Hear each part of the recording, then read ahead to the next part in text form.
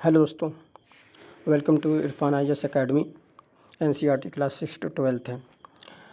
आज हम पढ़ेंगे NCERT 6 हिस्ट्री क्लास 6 चैप्टर 1, जिसमें आज हम पढ़ेंगे what, where, how and when. दोस्तों, मैं आपको बता दूं कि अगर आप क्लास में भी हैं तो भी आप इससे फ़ायदा हासिल कर सकते हैं, और अगर आप IAS PCS की तैयारी कर रहे हैं तो भी आपको NCERT क्लास 6 to 12 का पढ़ना बहुत ज़्यादा ज़रूरी है। विदाउट देम आप इसके बिना कुछ भी नहीं कर सकते। तो आपको NCERT का पढ़ना बहुत ज़रूरी है, जिसको मैं बहुत अच्छे से एक्सप्लेन करूँगा। आप इसको सुनें और इस चैनल को सब्सक्राइब करें। ओके, चलिए शुरू करते हैं। रशीदास क्वेश्चन। रशीदा सर से रीडिंग द न्यूज़पेपर। रशीदा जो है कि न्यूज़पेपर पढ़ रही थी तो अचानक उसकी नज़र एक हेडलाइन पे पड़ी जिस पे लिखा हुआ था 100 years अगो। वो सोचने लगी कि इतना साल पहले आखिर क्या हुआ होगा। वो परेशान हो गई। ओके, तो वो उस अब हम पता लगाते हैं कि 1000 साल पहले या 5000 साल पहले या कल या परसों या 1 साल पहले हुआ क्या रहा होगा। तो व्हाट हैपन, तो yesterday you could listen to radio. आप रेडियो को सुन सकते हैं, आप टेलीविज़न को देख सकते हैं, आप न्यूज़पेपर को पढ़ सकते हैं। आप जब इसको पढ़ेंगे तो आपको पता चलेगा कि हाँ, कल क्या हुआ था, परसों क्या हुआ था। लेकिन अगर आप आगे पढ़ेंगे, इसमें लिखा हो कि आज से समबडी यू मे रिमेंबर्स, जिसको याद हो उससे पूछिए कि भाई what about long long ago, बहुत साल पहले क्या हुआ था। तो उसके बारे में चलिए हम पता लगाते हैं कि बहुत साल पहले क्या हुआ था। So what can we know about the past. हम कैसे जान सकते हैं कि, या क्या जान सकते हैं कि इतने साल पहले पास्ट में क्या हुआ था। ओके, तो हम पास्ट में जानने के लिए सेवरल थिंग्स से, बहुत सी ऐसी चीज़ होती हैं जिसके ज़रिए से हम जान सकते हैं कि पास्ट में क्या हुआ था। व्हाट पीपल ईट, क्या लोग खाया करते थे, ऐसे लोग क्या पहना करते थे, है ना, इस कौन से घर में वो रहा करते थे। We can find out about the lifes of hunters, herders, farmers, rulers, merchants, priest और क्राफ्ट पर्सन से आप इनके बारे में आराम से जान सकते हो कि आर्टिस्ट के बारे में, म्यूजिशियन के बारे में, इवन साइंटिस्ट, उस वक्त के साइंटिस्ट के बारे में, उस वक्त के म्यूजिशियन के बारे में, जो व्यापारी हुआ करते थे उनके बारे में, जो पंडित और पुजारी हुआ करते थे उनके बारे में आप जान सकते हैं। बहुत सी ऐसी चीज़ अवेलेबल हैं जिसके ज़रिए से आप पता लगा सकते हैं। We can also find out about the games. आप ऐसे गेम्स के बारे में भी पता लगा सकते हैं कि जो बच्चे खेला करते थे। आप ऐसी स्टोरी के बारे में पता लगा सकते हैं जिसे वो सुना करते थे। आप ऐसे गेम के बारे में भी, ऐसी चीज़ों के बारे में पता लगा सकते हैं कि जो वो लोग सुना करते थे। ओके, तो वेयर डिड पीपल लिव, तो हमें सबसे पहले तो ये पता लगाना है कि लोग कहाँ रहा करते थे। तो find the river Narmada. Narmada river को जब आप मैप पर देखेंगे तो आपको क्या समझ में आएगा कि वो वहाँ पे लोग रहा करते थे। तो people have lived along the banks of this river, इस रिवर के किनारे, और साथ ही साथ इसके साथ लोग इसमें काफ़ी सालों से, 100,000 ईयर, सालों साल, हज़ारों साल पहले लोग नर्मदा रिवर के पास रहा करते थे। और सम ऑफ द अर्लीस्ट पीपल, जो पहले के लोग हुआ करते थे, ओके, वो यहाँ रहा करते थे और एक बहुत अच्छे स्किल्ड गैदरर्स थे। बहुत अच्छे से वो चीज़ों को गैदर कर लिया करते थे। People who, okay, people who lived here and were skilled there, and people who gather, खाना को वो इकट्ठा रखा करते थे। वो जानते थे about the vast wealth of plants से, प्लांट्स के बारे में अच्छे से जानते थे, और वो फॉरेस्ट के बारे में भी अच्छे से जानते थे। वो रूट्स को कलेक्ट करते थे, फ्रूट्स को कलेक्ट करते थे, अदर फॉरेस्ट प्रोड्यूस को भी वो अच्छे से जानते थे, और वो अपने लिए खाना तैयार रखते थे। और वो बहुत ही अच्छे हंटेड थे, यानी कि बहुत अच्छे से वो एनिमल का शिकार भी कर लिया करते थे। ओके, हम चलो पता लगाते हैं कि नर्मदा रिवर कहाँ रहता है, लोकेटेड कहाँ है। देखो, ये है सेंट्रल इंडिया और ये है नर्मदा। नर्मदा रिवर के पास लोग रहा करते थे काफ़ी हज़ारों साल पहले।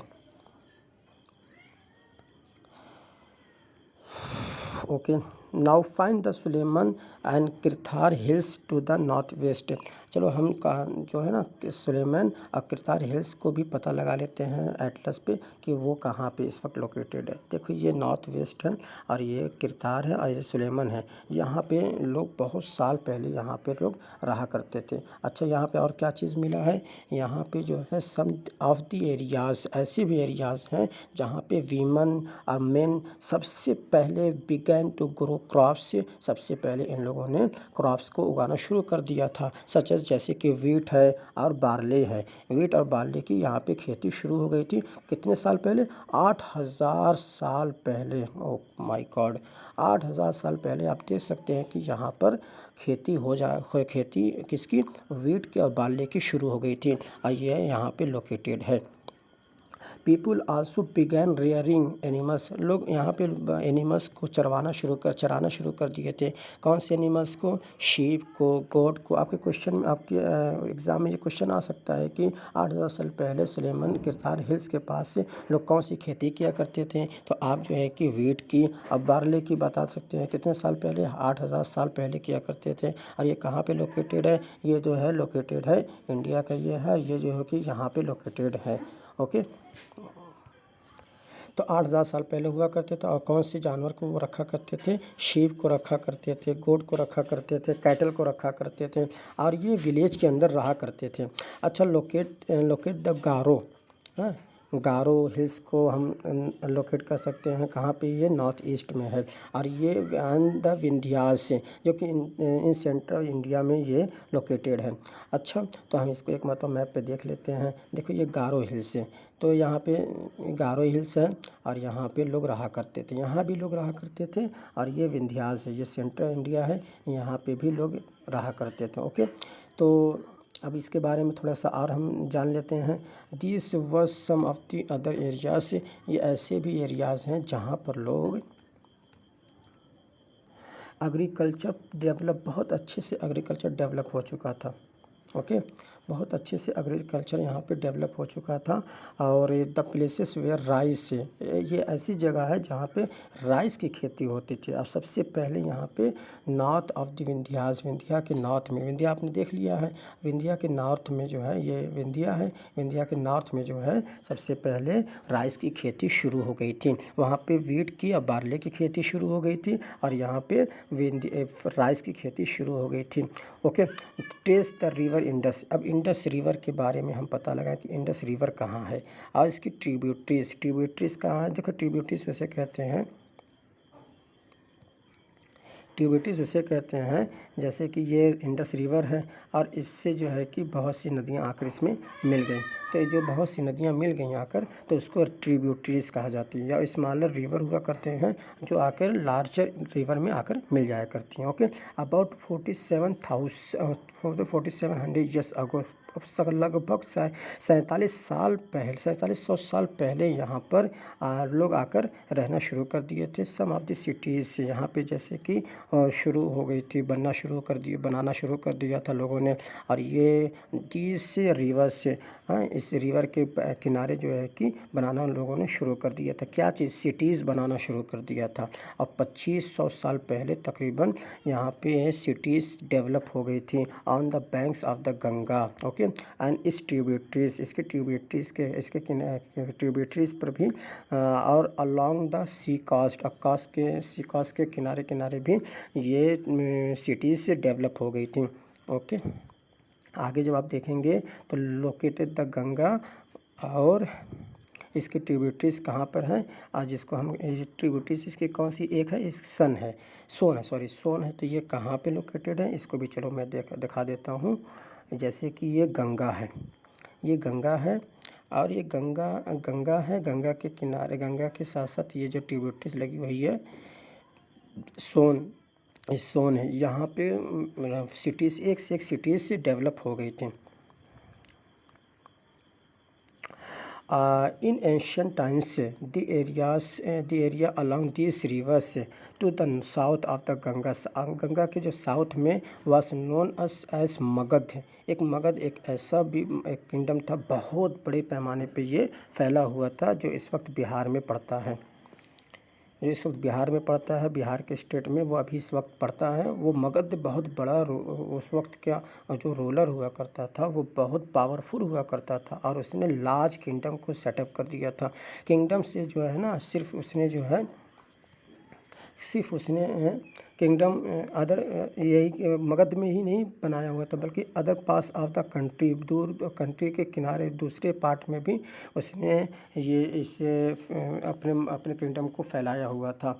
और अगर आप देखेंगे तो थ्रू आउट पीपल ट्रैवल, तो शुरू से लेकर अंत तक जो है लोग ट्रैवल किया करते थे from one part the subcontinent to another, एक पार्ट से दूसरे पार्ट में लोग ट्रैवल किया करते थे। अच्छा, आप ये भी देख लीजिए कि वहाँ पे हिल से, हाई माउंटेन से, इंक्लूडिंग हिमालयाज ना, डेजर्ट, रिवर्स एंड सी, जो कि जर्नी इतनी ज़्यादा यहाँ पे डेजर्ट थे, रिवर्स थे, हिमालयस थे, सीज थे, इतने ज़्यादा यहाँ पे पहाड़ और हिल्स थे, जिसकी वजह से इस जर्नी को बहुत डेंजरस बना दिया करता था। लेकिन फिर भी बट नेवर इम्पॉसिबल, उनके लिए कुछ भी इम्पॉसिबल नहीं हुआ करता था, वो सब कुछ कर लिया करते थे।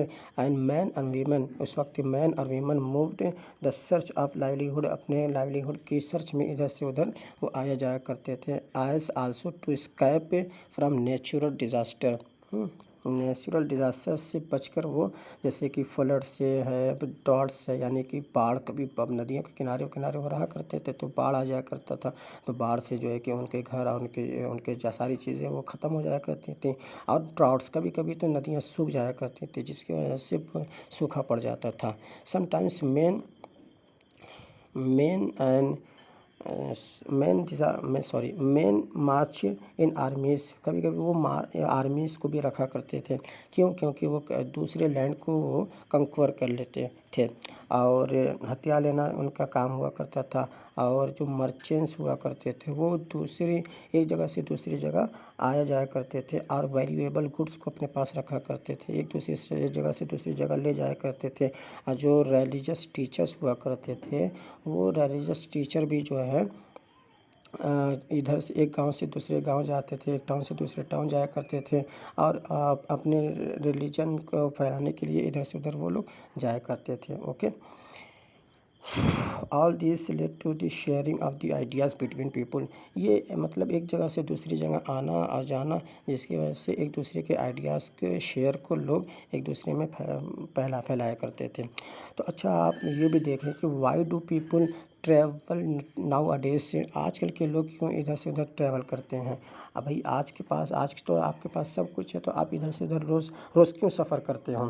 तो ठीक है, आप अगर हिल्स को, माउंटेन्स को, सीज़ को, है ना, और नेचुरल फ्रंटियर्स को, अब सब कॉन्टिनेंट के नेचुरल फ्रंटियर्स को जब आप देखेंगे तो आपको लगता है कि while it was difficult to cross, ये मतलब बहुत ज़्यादा डिफ़िकल्ट हुआ करता था इसको इधर से उधर जाने में।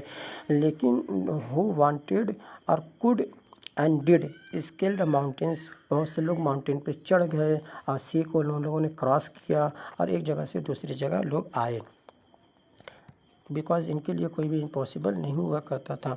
और people from across the frontiers, जो उस तरफ के लोग हुआ करते थे वो भी आए इनटू द सब कॉन्टिनेंट और सेटल हेयर, और यहाँ आए और यहाँ पर आकर सेटल हो गए।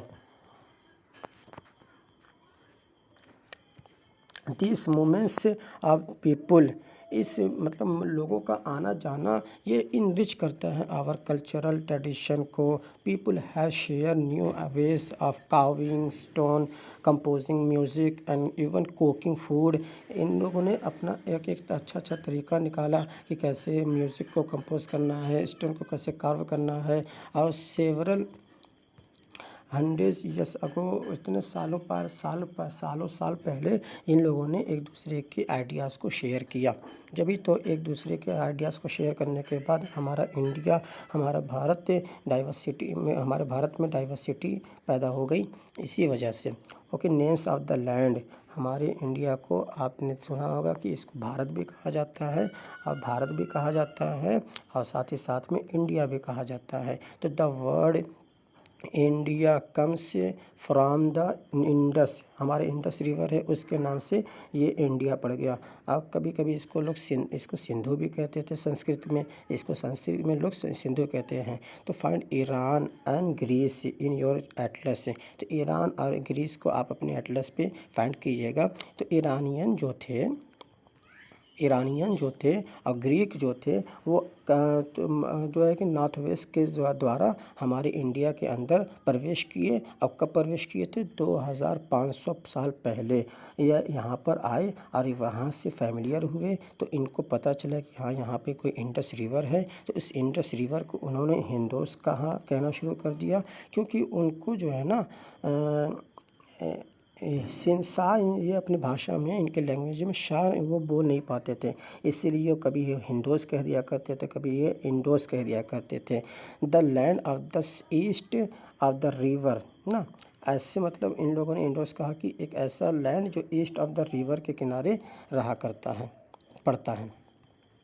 ओके, अब भारत जो है, अब भारत को आप जब देखेंगे तो भारत यूज़ किया जाता था अ ग्रुप ऑफ पीपुल, कि एक ऐसा ग्रुप है, जो लोगों का ग्रुप है वो एक जो है कि एक ऐसी जगह पे रहा करते थे जिसको हम नॉर्थ वेस्ट कहते हैं। नॉर्थ वेस्ट में जो लोग रहा करते थे उनको हम भारत कहा करते थे।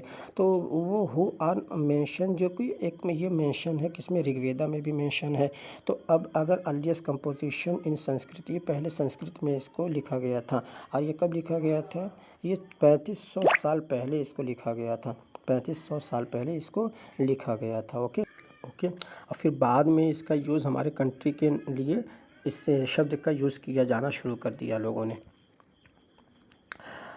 अब आप जो है find out about the past, अब हम पास्ट के बारे में पढ़ेंगे, क्योंकि हमारे पास सेवरल वेज हैं इसको फाइंड आउट करने के लिए। हमारे पास के बारे में हमारे पास एक से एक तरीका अब आ गया है कि हम कैसे इसको फाइंड आउट कर सकते हैं कि हमारे पास्ट में क्या हुआ होगा। एक तो हम जो है कि सर्च कर सकते हैं,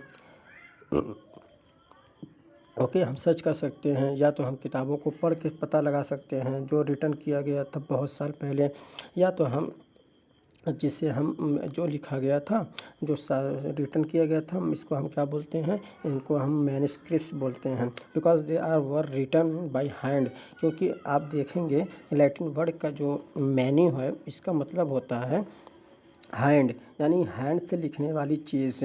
तो हैंड से लिखने वाली चीज़ को हम क्या बोलते हैं, हम मैन्युस्क्रिप्ट बोलते हैं। तो इसका यूज़ जो है, this was usually written on palm leaf, है ना, पाम लीफ पे इसको हमेशा कभी कभी आमतौर पे लिखा जाता था। और ये किससे बना हुआ था? Bark of a tree, okay, जिससे हम जो है कि बिर्च कहा करते थे। तो विच ग्रोस इन द हिमालय, जो कि हिमालयाज़ में इसको ग्रो किया जाता है। देखो दो चीज़, तीन चार चीज़ें आप देख लो कि जो हाथ से चीज़ें लिखी जाती थी इसको हम मैन्युस्क्रिप्ट कहते थे। और मैन्युस्क्रिप्ट किस पे लिखा जाता था? ऑन द पाम लीफ पे लिखा जाता था। और ये किससे बनता था? बार्क ऑफ अ ट्री से बनता था, जिसे हम बिर्च कहा करते हैं। और ये हिमालयाज़ के पास इसको उगाया जाता था। बहुत साल पहले जो है मैन्युस्क्रिप्ट्स जो है बहुत साल पहले जो है कि बहुत सी मैन्युस्क्रिप्ट से इंसेक्ट्स ने खा लिया। अब बहुत सी चीज़ें नष्ट हो गई। अब बहुत सी ऐसी भी मैन्युस्क्रिप्ट थी जो सर्वाइव कर गई। तो ऑफन ये जो है कि कहाँ पाए गए, जो प्रिजर्व रहे वो टेम्पल्स में पाए गए या मोनास्ट्रीज में पाए गए। हाँ, this books dealt with the kinds of subjects, है ना, ऑल काइंड्स ऑफ सब्जेक्ट्स से, बहुत से सब्जेक्ट के बारे में इससे हमें पता चलता है। जैसे कि रिलीजियस बिलीफ क्या रहती थी, क्या प्रैक्टिस करते थे, या लाइफ ऑफ किंग, लोगों की लाइफ कैसी, लोगों की ज़िंदगियाँ कैसी रहा करती थी। या मेडिसिन, उस वक्त कौन सी मेडिसिन का यूज़ किया जाता था, दवाई का क्या कैसे इस्तेमाल किया जाता, उस वक्त की साइंस भी किस तरह की थी, किस तरह का विज्ञान हुआ करता था। बिसाइड्स देयर वर एपिक्स से, पोएम्स एंड प्लेस से। उस वक्त में लोग एपिक्स भी पढ़ते थे, पोएम्स भी पढ़ते थे और प्लेस भी करते थे। Many of these were written in Sanskrit. सारी की सारी चीज़ें जो है कि संस्कृत में भी लिखी जाती थी और अदर वर इन प्राकृत, जो है ना प्राकृत में भी लिखी जाती है। ये लैंग्वेज जो है ना हमेशा ये प्राकृत लैंग्वेज जो है यूज़ किया जाता था ऑर्डिनरी आम पीपल के द्वारा, और तमिल भी बोली जाती थी। Okay, we can also study inscription से, हम इसके इंस्क्रिप्शन को पढ़ भी सकते हैं। These are writings on the relatively hard surfaces, है ना। ये सरफेस, एक तो हमने मैन्युस्क्रिप्ट को देखा, अब ये इंस्क्रिप्शन है। ये इंस्क्रिप्शन किसे कहते हैं? जिसे हार्ड सरफेस पे, जैसे पत्थर पे लिखा जाए, स्टोन पे लिखा जाता था या मेटल पे लिखा जाता था। समटाइम्स से ओके, समटाइम्स जो किंग्स हुआ करते थे वो अब ऑर्डर दिया करते थे भी कि इसको इंस्क्राइब करो, ताकि पीपल उनके बारे में जान सके, पढ़ सके और इनकी बातों को मान सके। और there are the other kinds of inscriptions as well. बहुत से ऐसे इंस्क्रिप्शन भी हैं जहाँ मेन और वीमेन और जैसे कि किंग्स है, क्वींस है, वो रिकॉर्ड करके रखा करते थे जो उन्होंने किया होता था। तो जैसे कि किंग्स से कभी कभी जो है कि रिकॉर्ड्स को रख दिया करते थे, जैसे किसके रिकॉर्ड्स को, जैसे कि उन्होंने कोई विक्ट्री की हो और उसको जो है कि बैटल में, तो उन सारी चीज़ों को वो लिखवा दिया करते थे और लिखवा कर एक तरफ रखवा दिया करते थे। ओके, आप इसको देखेंगे अगर इस चीज़ को, तो ये चीज़ आपने देखा, तो ये चीज़ है क्या? तो यहाँ पे जैसे दिया है कि यहाँ पे ये दिया हुआ a page from a palm leaf manuscript. This manuscript was written about 1000 years ago. हज़ारों साल पहले इसको लिखा गया था। और ये जो है कि palm leaves were cut into pages and tied together to make books. इसको बुक्स बना दिया गया और ये बिर्चबार्क मैन्युस्क्रिप्ट, जिसको हम आगे भी पढ़ सकते हैं। हज़ारों साल पहले इसको लिखा गया था। आप इसके बारे में भी जान लीजिए। ये भी एक सरफेस है जो हार्ड सरफेस है, जिसको हम इंस्क्रिप्शन कहते हैं। एन ओल्ड इंस्क्रिप्शन ना, and old inscription, this inscription dates to about 2250 years ago. 2250 years ago इसको जो है लिखा गया था। और ये फाउंड कहाँ किया गया था? ये फाउंड किया गया था कंधार में, जो आज के वक्त में अफ़गानिस्तान है।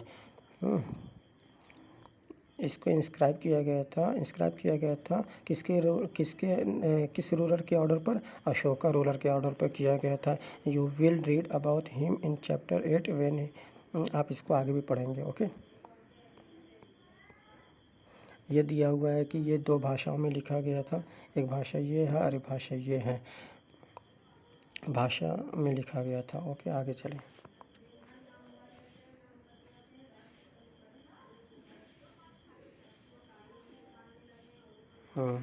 Okay, 1 second.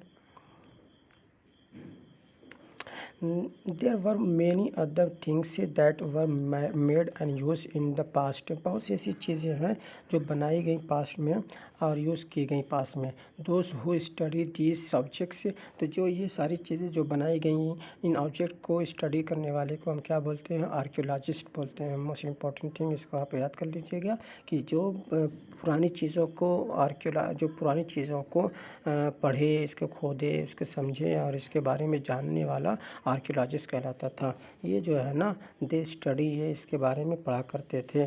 और एक जो बिल्डिंग से जो चीज़ें मिलती थी और वो स्टोन से बनी होती थी, ब्रिक से बनी होती थी, कुछ प्रिंटिंग से पेंटिंग्स हुआ करते थे, कुछ स्कल्पचर हुआ करते, मूर्तियाँ जो मिलती थी, इसके बारे में वो जानकारी हासिल लिया करते थे। दे आल्सो एक्सप्लोर, कभी कभी वो एक्सप्लोर किया करते थे, एक्सक्वेट किया करते थे। एक्सक्वेट मतलब कि वो सरफेस के ज़मीन के अंदर जो है वो गड्ढा खन के भी जो है कि चीज़ों को निकालते थे। तो उसमें से जो चीज़ें मिलती थी, जैसे कि टूल्स मिलते थे, वेपन्स मिलते थे, पॉट्स मिलते थे, पेन्स मिलते थे, ऑर्नामेंट्स मिलते मिलते थे, कॉइन्स मिलते थे। तो इसकी इन सारी चीज़ों की स्टडी की जाती थी। और जब सारी चीज़ों की स्टडी करने के बाद सम ऑफ दीज ऑब्जेक्ट्स में बी मेड ऑफ स्टोन, सारी चीज़ें जो है कि स्टोन से या बोन से बनी होती थी, या बैक क्ले से बनी होती थी, या मेटल से बनी होती थी। Objects that are made of hard, जो हार्ड से बने होते थे। इम्पेरिशेबल, जो कुछ ऐसी इम्पेरिशेबल सब्सटेंस हुआ करती थी जिसको मतलब जो बर्बाद कभी ना हो सके, सालों साल तक चल सके, उसको इम्पेरिशेबल सब्सटेंसेस बोला जाता है। तो ये जो सर्वाइव कर सके सालों साल तक, इसीलिए इस पे लोग लिखा करते थे। आप अगर देखेंगे तो ये कितना खूबसूरत है। ये कब बनाया गया था मालूम आपको? ये बनाया गया था ये apart from an old city pass this like this were use about 4700 years ago. 4700 साल पहले इसको बनाया गया था। आप देख सकते हैं कितनी खूबसूरती से यहाँ पे पेंटिंग की गई है। इसके कब इसको बनाया गया था? 4700 साल पहले इसको बनाया गया था। ये सिल्वर क्वीन है ना। यहाँ पे ये देख सकते हैं, ये सिल्वर कॉइन है जो यूज़ किया गया, जो यूज़ में लाया गया था। कब? 2500 साल पहले इसको लाया गया था। Archaeologist also look for bones of animals, birds and fish. तो ये जब बोन्स, एनिमल्स के बोन्स को या बर्ड्स को या फिश को, जब इसके बोन्स को जब इनको मिलता तो वो फाइंड आउट कर लेते थे कि वो उस वक्त के लोग क्या खाया करते थे पास्ट में, है ना। और जो रिमेन सर्वाइव जो प्लांट्स रहा करते थे उसके बारे में भी वो जान जाते थे। Seeds of grain and pieces of would. तो जो वो सारी चीज़ें मिलती थी तो उन सारी चीज़ों से वो पता लगा लिया करते थे कि भाई इससे इन लोगों ने, उस वक्त के लोग ये क्या किया करते थे, कौन सा खाना खाया करते थे, या उस वक्त के लोग कौन सी खेती किया करते थे। वो सारी चीज़ें वो लोग पता लगा लेते थे। अच्छा, अब आपने आर्कियोलॉजिस्ट के बारे में पढ़ लिया, अब आप हिस्टोरियंस के बारे में पढ़िए कि ये इसको क्या, इन्हें क्या कहा जाता है। ये स्कॉलर्स हुआ करते थे जिनको हम जो इस पास की स्टडी करते हैं इनको हम क्या बोलते हैं? स्कॉलर्स या हिस्टोरियंस पे कहा करते हैं।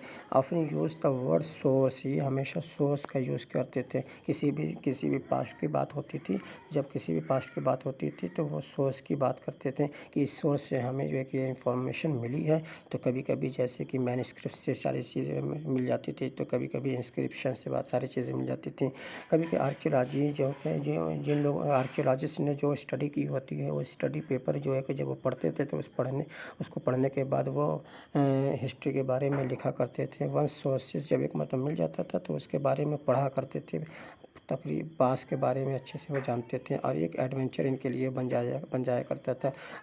फिर ये कि हिस्टोरियंस जो हुआ करते थे या आर्कियोलॉजिस्ट हुआ करते थे वो बिल्कुल एकदम डिटेक्टिव्स की तरह नज़र आते थे, क्योंकि वो हर एक चीज़ को बहुत बारीकी से समझते थे, बहुत ही चीज़ों को अच्छे से समझते थे और इसका यूज़ किया करते थे। Okay, who use all these sources like clues, है ना, क्लूज की तरह इस सारी चीज़ों का इस्तेमाल करते थे और वो फाइंड आउट करते थे पास्ट के बारे में।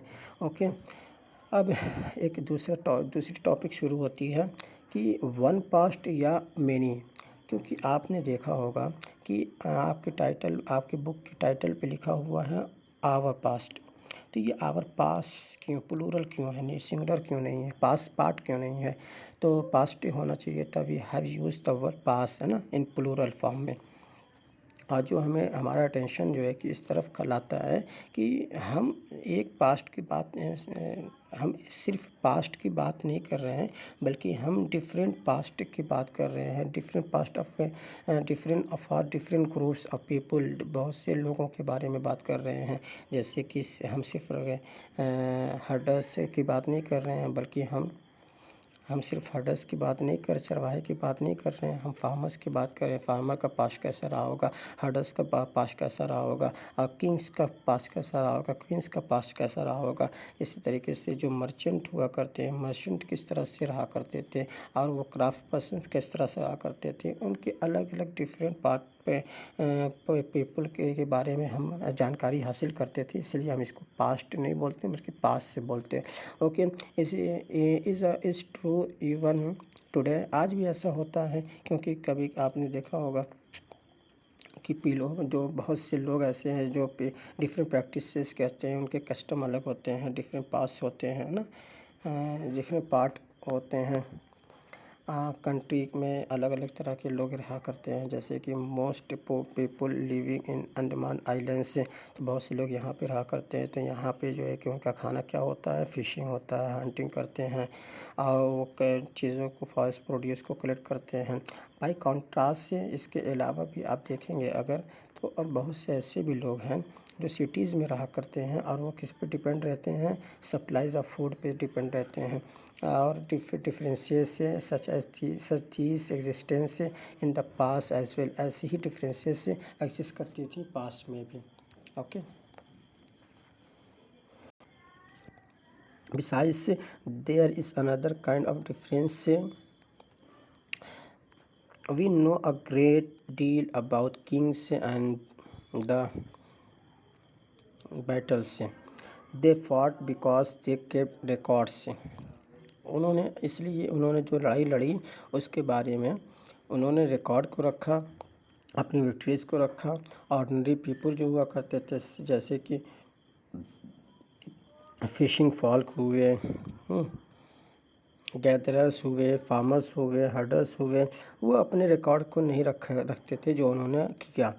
वाइल आर्कियोलॉजी जो है ना, उनको उन्होंने हेल्प किया हमें जानने के लिए कि हम इनके बारे में अच्छे से जान सकें, उनके लाइफ के बारे में जान सकें। तो जो सारी चीज़ें जो अननोन हुआ करती थी उसके बारे में हम जान सकें।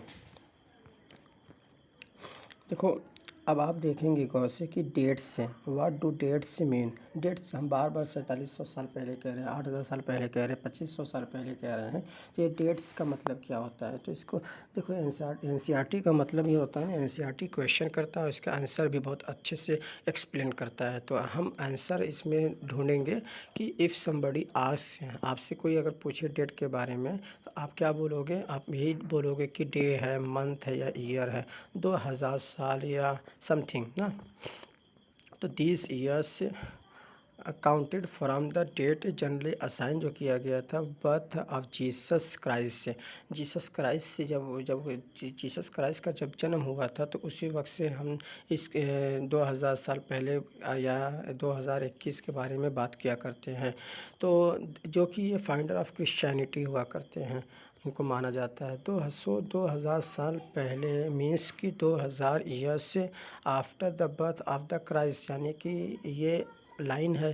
तो ये जो है कि जब लाइनिंग है यहाँ पे जो है कि जीसस क्राइस्ट का जन्म होता है, जीसस क्राइस्ट का जन्म होता है। तो यहाँ से एक दिन, दूसरा दिन चलते चलते चलते 2000 शुरू हुआ, 2000 से बाद 2021 का शुरुआत हुई। हाँ, तो अब यहाँ से तो शुरू है, लेकिन इसके पहले क्या हुआ होगा। तो अगर 500 साल पहले इसके जीसस क्राइस्ट के पहले जन्म के पहले 500 साल पहले कुछ हुआ होगा, तो हम ये कहेंगे कि 2000 साल ये ले लेते हैं, अब प्लस 5 साल ये ले लेते, 500 साल ये लेते हैं, यानी कि हम क्या कहेंगे 2500 साल पहले हुआ था। तो हम बैक जाएंगे, 500 साल पहले बैक चले जाएंगे, अगर हम 2500 साल पहले की बात करेंगे, जीसस क्राइस्ट के जन्म के बाद के पहले पहुंच जाएंगे।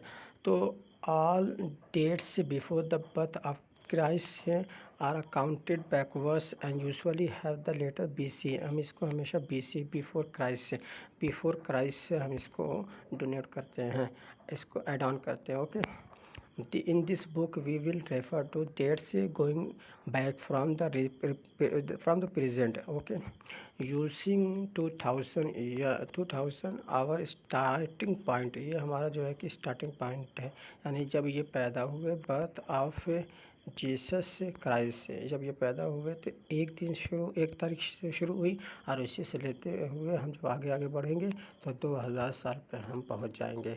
फिर अगर हम इसके बाद पहुंचेंगे, इनकी पैदाइश से पहले, इनके जन्म से पहले अगर बात करेंगे, तो हम इसको BC कहेंगे। Okay, before Christ.